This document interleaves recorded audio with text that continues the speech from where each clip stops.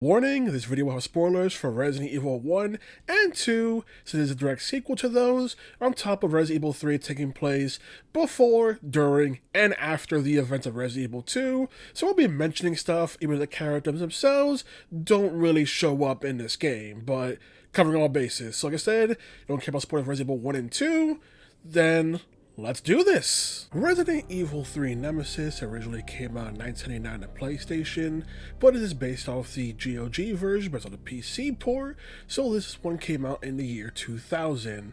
And note that this one has a subtitle, with the Japanese subtitle actually being Last Escape, with many citing that this game wasn't intended to be a numbered entry, but instead a spin-off, and it feels like it.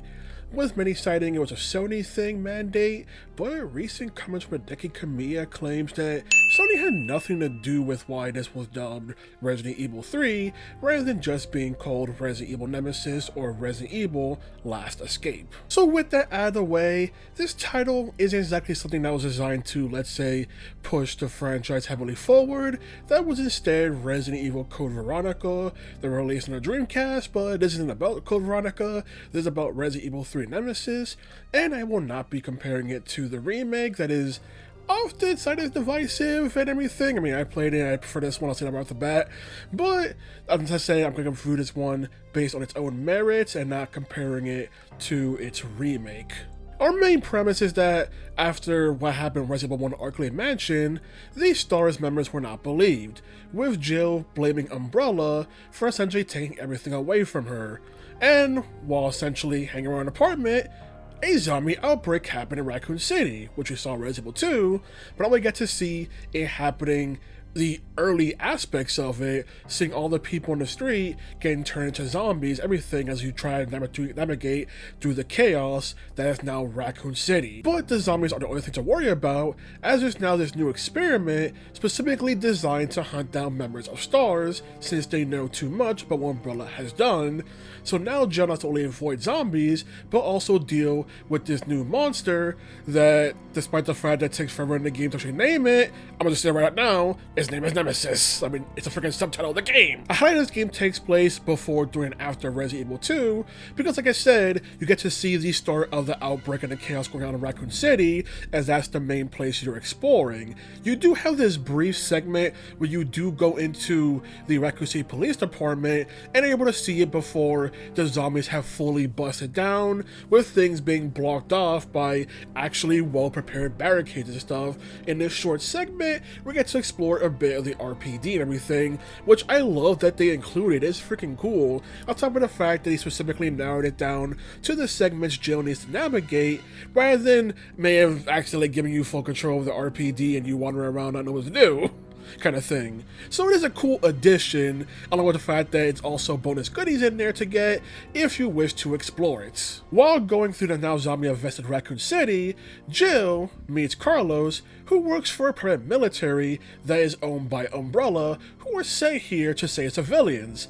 Jill does not trust Carlos or his squad, since Umbrella are the ones who caused the zombie outbreak to begin with this winter aspect of Jill reluctantly working with these people, since said she doesn't want to trust anything with Umbrella, but Carlos specifically has no idea what Jill is talking about and is just trying to do his job of helping civilians like herself. Since this is effectively a spin-off title, not a whole lot really happens when it comes to the narrative front of this game, especially since the big emphasis is on the new bioweapon, Nemesis, and the whole entire thing of chasing down Jill, and the intelligence this thing shows throughout the game, as it not only adapts to stuff Jill does, but it adapts to stuff the player does, including whether it be using weapons, or at some points there could be traps you can set up for Nemesis that it could just avoid, because this giant hulking monstrosity has a brain. Overall, I do enjoy the narrative of Resident Evil 3 Nemesis. It's straightforward to the point, but it is still rather enjoyable everything. I also enjoy the fact that there are some characters who may not be who they seem, and the fact that Jill and Carlos aren't stupid and pick up on this whole entire aspect. There's also multiple different endings you can get, despite this being a more smaller scale title and everything, which is a cool thing to include. I just love the fact that the models when it comes to the zombies have so much variety in their designs, highlighting that this is just a regular city now being affected by a zombie outbreak, so all their designs are more unique and stuff and get a little bit more personality into the zombies whose heads you'll be blasting off. Now for the gameplay, continuing the tank control person shooter aspect that Resident Evil 1 and 2 have done, but has now basically gone full into the action horror aspect. Resident Evil 2 was slightly going that direction with how many more zombies and everything you were facing. Here, they fully embrace it with not only the sheer amount of zombies, the fact that there's stuff in the environment you can use to your advantage, whether it be explosive barrels, or sometimes just some traps and stuff in the environment to help you take out hordes and hordes of zombies. There's also a new dodge mechanic that honestly it's kind of a crapshoot, but it works, but it's meant to help you avoid attacks, especially when it comes to Nemesis, who is the most deadliest opponent in the game, as he should be because the game's named after him. There are also several points where Nemesis will chase after Jill.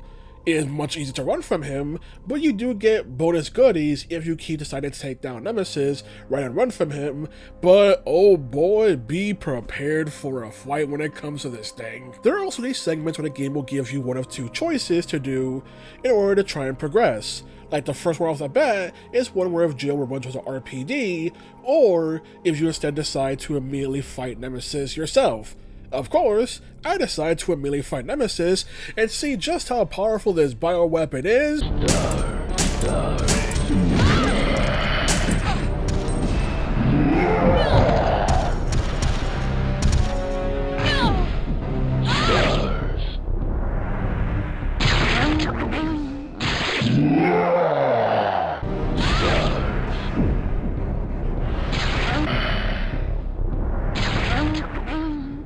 I decided to immediately run towards the RPD as if I'm a big coward like Brad himself. When it came to Resident Evil 1 and 2, I didn't really think much of anything when it comes to their boss encounters, but boy, Nemesis is a whole different beast because he is actually not only tough to go after, but I feel is the best boss design when it comes to the Resident Evil 1, 2, and 3. I really like how they executed him. Granted, one thing I don't like is the fact that he has his grab where he throws Jill. The grab itself is a cool addition. It's the fact that you're not to mash buttons to get Jill to stand back up, and no matter how much HP you have, for some more HP you have, Jill gets up faster. This thing will grab you by the time you even get back up, if you even manage to do so, and can just keep throwing you until you immediately die. Hell, you can have good HP, and it will immediately pick you up and just finish off Jill completely, and I don't like that aspect, where it's just that grab is just way too powerful than it should be. Because everything else about Nemesis, I like the fact that he's fast, like the fact that he's smart and can avoid traps. Although, later on, when he starts adapting some weaponry, he ironically becomes weaker, because I said his grab is his best aspect, so giving him a weapon kind of actually makes him weaker, but the weapons are temporary. He will run out of ammo, and he will go back to throwing them hands. As for Nemesis chasing after you, it just becomes kind of comedic. You just decide to keep avoiding Nemesis because of the fact you just enter a room, hear Nemesis scream out stars, and then just keep running since Jill generally moves a bit faster than Nemesis, or the fact that Nemesis will often spawn on the opposite side from Jill, giving you ample time to escape. There are some instances where Nemesis, because of the room layout, will instead spawn on the opposite area, which is where you need to go, so you have to then confront Nemesis and try to avoid his attack. But when it comes to trying to run from him, it's pretty simple, aside from certain segments where they put you in a small hallway to where it's trying to avoid him. Good luck with that. You do get bonuses for taking out Nemesis when it comes to better weapons and everything, and there is one weapon I did manage to get the parts for Nemesis to make, and that weapon made a huge amount of difference in my playthrough, so if you really want those weapons, they are probably worth it. Although on the first playthrough, I'm not sure you feel like you're going to be able to take out Nemesis unless you become really good at the dodge. Like I said, it does have issues with the execution being a bit wonky to pull off, and the fact that it may not always work. What I mean is, there are times where I did the dodge and still got hit anyway, or one instance where I got one-shotted by an enemy just by doing a dodge, because what it looks like the dodge itself doesn't give you iframes, it just has Jill back up, so if there's nothing for her to back up from, then the attack will still go through fully, making it also way more risk for reward, versus the fact that it's already a risk versus reward mechanic to begin with. On top of scavenging items, you also have the ability to make your own ammo when it comes to the gunpowder you find, and honestly this mechanic is alright. I don't like the fact that the tool necessary takes up an inventory space. Man, I just saved it for the save room, so might as well just been a save room device at that point.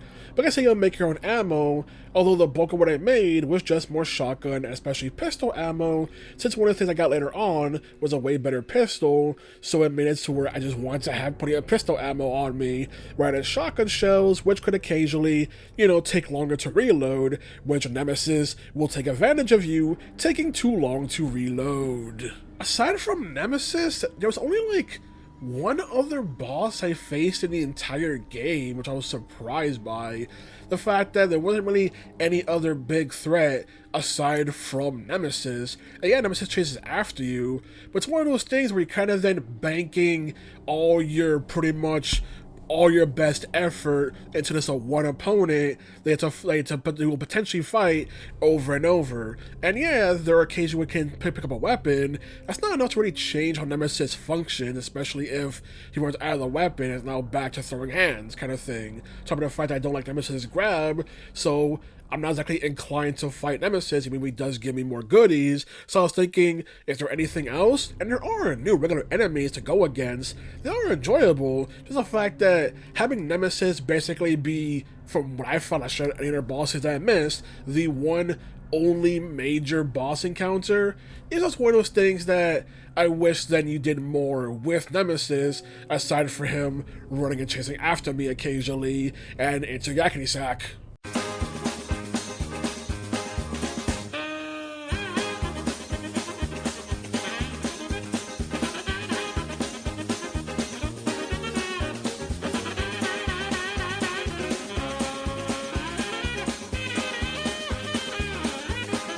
There is this one particular instance with Nemesis chasing after Jill that when it came to how it functioned, I was more amazed technical-wise because it was a specific area where there was a door transition, but Nemesis actually destroys the transition and you just walk through the door through both areas just fine. And it's like, interesting how there's a transition here, and now the game's like, nah, we're a transition, get your butt moving.